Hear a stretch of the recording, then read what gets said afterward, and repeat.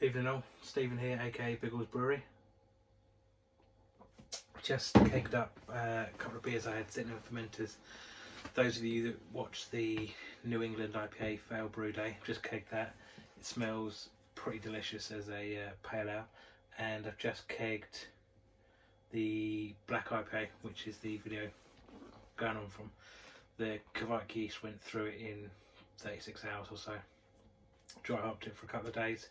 So it's all in all probably done just under a week. Been a little bit slack with getting the video edited, but I want to say I had a much better brew day this time. Ordered a couple of 10-metre cables from Brewtools and run one into the house, one into an external socket, and had a fantastic boil. It was yeah, first time I actually had to turn the power down. So clearly this shed, whoever put the electrics in, or the guy I know who put them in, he hasn't put it in properly, or it's not strong enough, so I'm going to have to get that sorted out at some point, but at least I can carry on brewing. Brewed a black IPA, started off with the base recipe out of the Bible and then just sort of adapted it. Decided to go with Equinox, Mosaic and Amarillo, I think. Can't remember off the top of my head, I'll have to check the notes. I'll put the recipe up just now. My first time brewing a black IPA. Wasn't sure whether to bang the dark malts in at the beginning or the end. I sort of opted for the last 20 minutes. It's darkened up and it's, yeah, probably more portery than black, but smells and tastes fantastic. Probably could have gone a little heavier on the Mosaic, but I think you could do that on any beer and it just tastes fantastic. Recently just bought a kilo of Sabro off of Timmy Jenkins, and from all accounts it's probably going to be my new favourite beer. Pairing that with some Mosaic in a coconut smoothie, New England IPA sort of thing. Probably for my next brew. Either that or Elvis juice. Back to the brew day. I sort of learned from some mistakes last time. I saved 4 litres of water back, so I didn't do quite a full volume mash. Just rinsed the grains with that. Much better efficiency out of it. And my final numbers, I was just over 14 and a bit bricks, so I was 2 points off where I needed to be at the end. So it was a really good brew day. Water levels were fine. I put into Brewfather this time that I wanted a 25 litre batch, got 25 litres into the fermenter. Could have got a little more if I needed it, but overall very happy with everything. Now for a bit of brew footage, and I apologise if you can hear children in the background. The little one wanted to help make beer, so I thought as part of homeschooling during lockdown, best way to teach them, isn't it? She's a little too short to pour a pint yet, but I might get a booster step or something, and they should be able to start serving as well. Cheers everyone, and onto the brew footage, and hopefully another video in the next couple of weeks.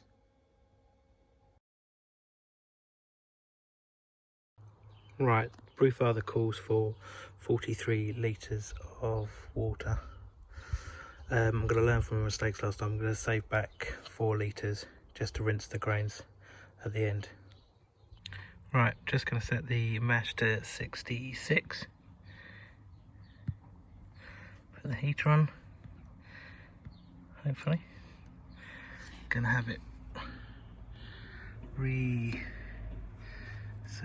round, just get an even temperature. Perfect. Just adding the base malts now. I'm going to add the dark malts about 15 minutes, half hour towards the end. Right, we're all mashed in now with the little help of a 4-year-old. Should hopefully be no dough balls because it's been stirred for about 20 minutes. Setting this to recirculate around the malt pipe. Right, so it's 20 minutes mash rest. Now going to start the recirculation. Now just recirculating, we'll check the levels soon. Cleared up quite nicely, just about to add the dark malts for the last 20 minutes. selling the dark malts now.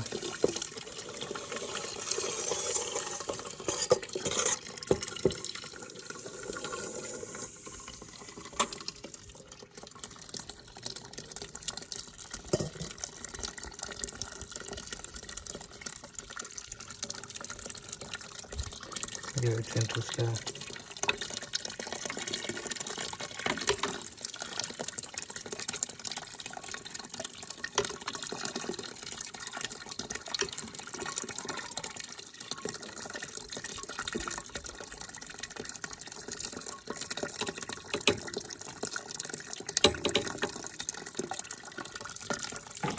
Check back in about 20 minutes, see if it's dark enough. If you can see that, but just mashing out 75 degrees. Dark, but not as dark as I thought it would be. So we'll see how black that becomes. Definitely not a stuck mash at all. Draining through quite quickly.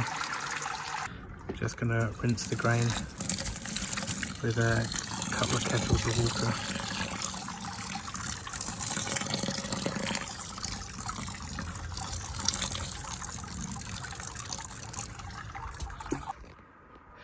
Right, so Brewfather said we should have had about 37 litres in. I think once you take the foam off we'll be there or thereabouts. Just taking a pre-boil sample, going to chill that down and see how close we got to the numbers. Just checked the pre-boil gravity, it was about 11 and a little bit bricks. So probably 1046, should have been 1050. Boil, as you can see it's a lot more vigorous than last time. What I've done is I've bought those two 10-metre extension cables.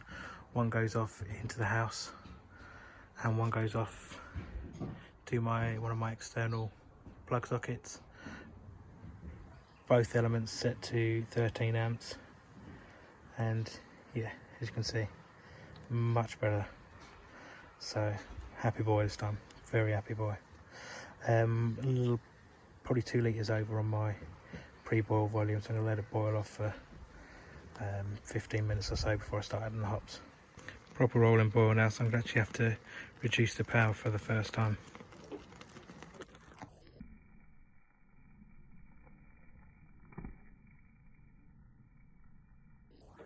Just reduced the power to 80%.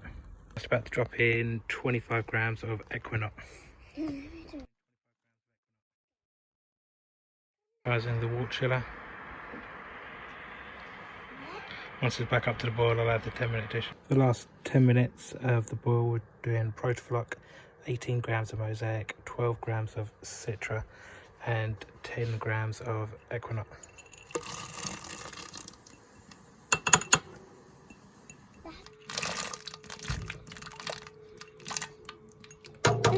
Drop the glass.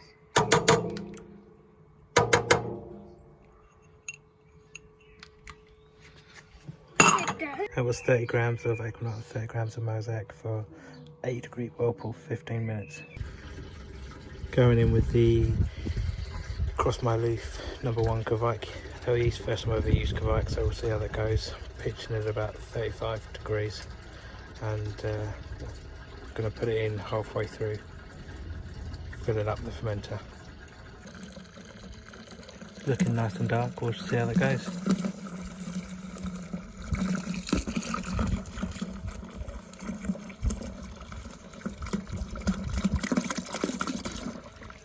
Got 25 litres of water into the fermenter and it just started sucking, so much better on the volumes today.